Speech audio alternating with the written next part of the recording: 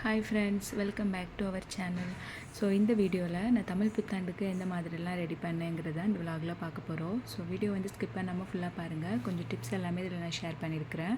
So முதல் நாளே வந்து நான் பூஜை சாமான் எல்லாம் க்ளீன் பண்ணி வாஷ் பண்ணி எடுத்து வைக்கலான்னு சொல்லிட்டு க்ளீன் பண்ணலான்ட்டு ரெடி பண்ணிகிட்டு இருந்தேன்.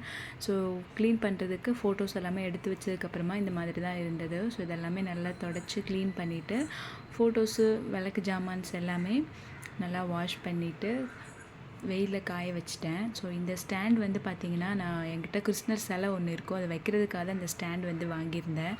பட் இங்கே வந்து அது வைக்க முடியாதனால இந்த ஸ்டாண்டை வந்து விளக்கு வைக்கிறதுக்காக நான் யூஸ் பண்ணிக்கிறேன். இது அமேசானில் தான் வாங்கினேன்.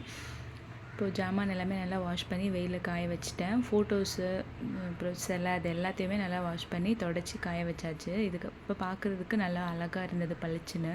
ஸோ இதுக்கு எல்லாத்துக்குமே மஞ்சள் குங்குமம் வச்சாச்சு. இது வந்து அன்னபூர்ணி அம்மா.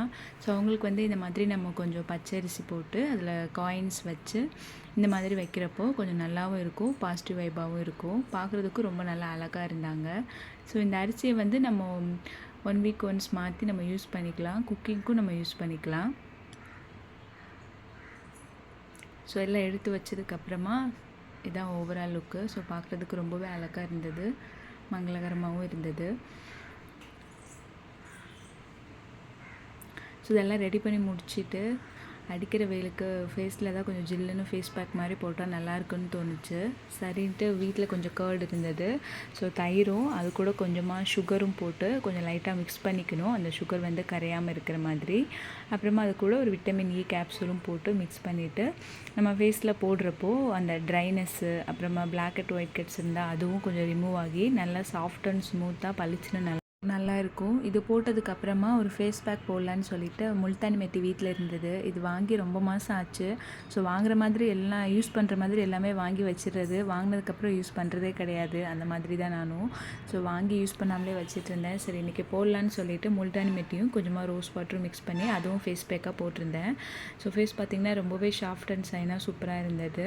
ஸோ இது போட்டு முடிச்சதுக்கப்புறமா வீடெல்லாம் க்ளீன் பண்ணலான்னு சொல்லிட்டு முதல்ல கிச்சனுக்கு வந்துட்டு கேஸ் ஸ்டவ்வு அப்புறமா கவுண்டர் டாப் எல்லாமே நல்லா வாஷ் பண்ணி க்ளீன் பண்ணிகிட்டு இருந்தேன். அப்புறமா இந்த செராமிக் ஜார் எல்லாத்தையுமே நல்லா ஈரமான டவல் வச்சு தொடச்சி க்ளீன் பண்ணி எடுத்து வச்சேன். ஸோ இதெல்லாமே க்ளீன் பண்ணதுக்கப்புறம் பார்க்குறதுக்கு ரொம்பவே நீட் அண்ட் க்ளீனாக சூப்பராக இருந்தது. ஸோ இது க்ளீன் பண்ணதுக்கப்புறமா இங்கே மாப் போட்டு தொடச்சிட்டு அப்புறமா ஹால்லையும் மாப் போட்டு க்ளீன் பண்ணேன். ஸோ க்ளீன் பண்ணி முடிச்சதுக்கப்புறம் கொஞ்சம் மஞ்சள் குங்குமம் வச்சா நல்லாயிருக்குன்னு தோணுச்சு. ஸோ அதனால் கேஸ் ஸ்டவ்லையும் அந்த மேலே கவுண்டர் டாப்லேயும் வச்சேன். பார்க்குறதுக்கு நல்லா மங்களகரமாக இருந்தது. ஸோ இதுக்கு மீதி இருக்கிற மஞ்சளையும் குங்குமத்தையும் வேஸ்ட்டு பண்ணாமல் என்ட்ரன்ஸில் டோர் இருக்கும் இல்லையா, அதில் போட்டு வச்சுருந்தேன். ஸோ அதுவும் பார்க்குறதுக்கு நல்லா இருந்தது.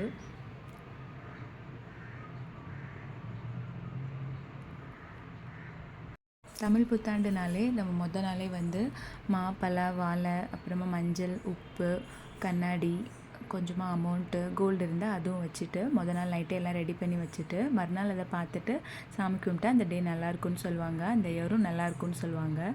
ஸோ அது மாதிரியே நானும் நைட்டே இதெல்லாம் ரெடி பண்ணி வச்சுட்டு நெக்ஸ்ட் டே மார்னிங் எழுந்திரிச்சு குளிச்சுட்டு சாமிக்கு நெய் தீபம் போட்டால் நல்லது. அதனால் நெய் தீபமும் அப்புறம் விளக்கெண்ணெயில் ஒரு தீபமும் போட்டு சாமி கும்பிட்டாச்சு. சாமி கும்பிட்டுட்டு பக்கத்தில் இருக்கிற மாரியம்மன் கோவில் இருக்குது, சரி அங்கே போயிட்டு வரலான்னு சொல்லிட்டு கிளம்பிட்டு இருந்தோம். சாமிக்கு வந்து பிரசாதமாக இன்றைக்கி நான் சக்கரை பொங்கல் தான் வச்சுருந்தேன். ஸோ வச்சுட்டு சாமி கும்பிட்டுட்டு நானும் பாப்பா எல்லாமே கோவிலுக்கு கிளம்பிட்டோம். ஸோ எங்கேயாவது வெளியே போகணும்னு நினச்சாலே கிட்ஸுக்கு ரொம்ப ஒரு சந்தோஷம்தான். நான் பக்கத்தில் இருக்கிற கோவிலுக்கு தான் போயிருந்தோம். அன்றைக்கின்னு பார்த்தா கோவிலில் செம்ம கூட்டம், ரொம்ப ரஷ்ஷாக இருந்தது. ஸோ வெயிட் பண்ணி சாமியை ஒரு 1 ஹவர் கிட்ட வெயிட் பண்ணி சாமி கும்பிட்ற மாதிரி இருந்தது. ரொம்பவே லைனில் வெயிட் பண்ணிகிட்டு இருந்தாங்க. நாங்கள் கொஞ்சம் நேரம் உட்காந்துட்டோம். ஸோ சாமி கும்பிட்டுட்டு வந்துட்டு லஞ்சுக்கு பார்த்திங்கன்னா இன்றைக்கி சிம்பிளாக தான் பண்ணியிருந்தேன். சாம்பார், பீட்ரூட் பொரியல், அப்புறமா அப்பளம் பண்ணி சக்கரை பொங்கல் வச்சு சாப்பிட்டாச்சு. சாப்பிட்டுட்டு கொஞ்சம் காய் எதுவும் இல்லை, அதனால் ஹஸ்பண்ட் கொஞ்சம் வாங்கிட்டு வந்திருந்தாங்க. பாப்பாவுக்கு இன்னும் ஸ்கூல் வந்து கம்ப்ளீட் ஆகலை. ஸ்கூல் இருக்கிறதுனால அவளுக்கு டெய்லி ஏதாவது ஒரு வெஜ் வந்து கொடுத்து விடணும். அதனால் கேரட்டு, கொஞ்சம் பீட்ரூட்டு, உருளைக்கிழங்கு அப்பப்போ தேவைப்பட்டது மட்டும் வாங்கிக்கிறது. ஏன்னா இப்போது அடிக்கிற வெயிலுக்கு காய் வந்து ரொம்பவே நல்லா இல்லாமல் போயிடுது. அதனால் கொஞ்சம் கொஞ்சம் வாங்கிட்டு வந்துடுவேன். இந்த கவர் வந்து நான் அமேசானில் தான் வாங்கியிருந்தேன். இது வாங்கி இப்போ ஒரு 1 இயர் ஆக போகுது. ஒரு 6 கவர் கிட்டே இருக்கும். ஃப்ரிட்ஜில் யூஸ் பண்ணிக்கலாம், ஜிப்போடு கொடுத்துருப்பாங்க. இந்த மாதிரி இதில் போட்டு நம்ம வைக்கிறப்போ கொஞ்சம் நல்லாவும் இருக்கும், காயும் கொஞ்சம் வேஸ்ட் ஆகாமல் நல்லா இருந்தது. நான் வந்து உருளைக்கிழங்கு, பல்லாரி அதெல்லாமே வந்து நான் ஃப்ரிட்ஜில் வைக்க மாட்டேன், வெளியிலவே ஸ்டோர் பண்ணி வச்சிடுறது. ஸோ ரிமைனிங் காய் மட்டும் நான் ஃப்ரிட்ஜில் வச்சுக்கிறது. ஸோ அதை ரெடி பண்ணிவிட்டு ஸோ இந்த மாதிரி காய்கறி எல்லாத்தையுமே நீட் பண்ணி க்ளீன் பண்ணி எடுத்து வச்சாச்சு. ஸோ வச்சுட்டு நைட்டு வந்து டின்னர் ரெடி பண்ணணும். டின்னருக்கு வந்து மத்தியானம் வச்ச சாம்பார் இருந்தது. ஸோ அது வேஸ்ட் பண்ணக்கூடாதுன்னு சொல்லிட்டு அதுக்கு ஈக்குவலாக எதாவது பண்ணிடலான்ட்டு தோசை இல்லைனா சப்பாத்தி பண்ணலான்னு நினச்சேன். தோசைக்கு மாவு இல்லை. ஸோ சப்பாத்தி இந்த வெக்கையில் உட்காந்து பண்ண முடியாது, கொஞ்சம் கஷ்டமாக இருந்தது. சரி வெண்பொங்கல் பண்ணிடலான்னு சொல்லிட்டு இப்போக்குள்ளே பண்ணவே இல்லைன்னு வெண்பொங்கல் தான் ரெடி பண்ணேன்.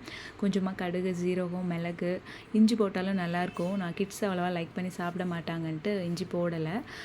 அரிசியும் பருப்பும் 1 கப் அரிசி, அப்புறம் ஒரு 1/4 கப்பு பாசிப்பருப்பு போட்டு ஒரு 15 மினிட்ஸ் மட்டும் நல்லா ஊற வச்சுட்டு இந்த மாதிரி ஒரு 4 விசில் விட்டால் நல்லா குழஞ்சி வரும். டேஸ்ட் ரொம்பவே சூப்பராக இருக்கும். ஸோ அதுதான் நான் பண்ணியிருந்தேன். இது பண்ணி முடிச்சதுக்கப்புறமா வீடு பக்கத்தில் அம்மன் கோயில் இருக்குது இல்லையா, அது வீட்டிலேருந்து பார்த்தாலே நல்லா தெரியும். ஸோ சாமி அப்புறம் அம்மன் வந்து ஊர்வலம் எடுத்துகிட்டு போனாங்க. அது பார்த்து ரொம்பவே நல்லா இருந்தது. குக் பண்ணிட்டு இருக்கிறப்பவே அந்த சாமி எடுத்துகிட்டு போகிறப்போ வேட்டெல்லாம் வெடிச்சாங்களா, அந்த சவுண்டு கேட்குதுன்ட்டு பாப்பா பயந்துட்டு என் பக்கத்தில் வந்துட்டா. ஸோ அவளை மேலே கவுண்டர் டாப்பில் உட்கார வச்சுட்டு அவகிட்ட பேசிகிட்டே வந்து சாப்பாடு ரெடி பண்ணிவிட்டு அவளுக்கு கொஞ்சம் ஊட்டி விட்டுட்டேன். ஸோ இவ்வளோதான். இந்த டே வந்து இப்படி தான் எங்களுக்கு கம்ப்ளீட் ஆச்சு. உங்களுக்கு எப்படி ஆச்சுன்ட்டு நீங்கள் கமெண்ட்டில் சொல்லுங்கள். ஸோ இந்த வீடியோ பார்க்குற எல்லாருக்கும் இனிய தமிழ் புத்தாண்டு வாழ்த்துக்கள். இந்த வீடியோ பிடிச்சிருந்ததுன்னா கண்டிப்பாக லைக் பண்ணுங்கள், சப்ஸ்கிரைப் பண்ணுங்கள். தேங்க்யூ.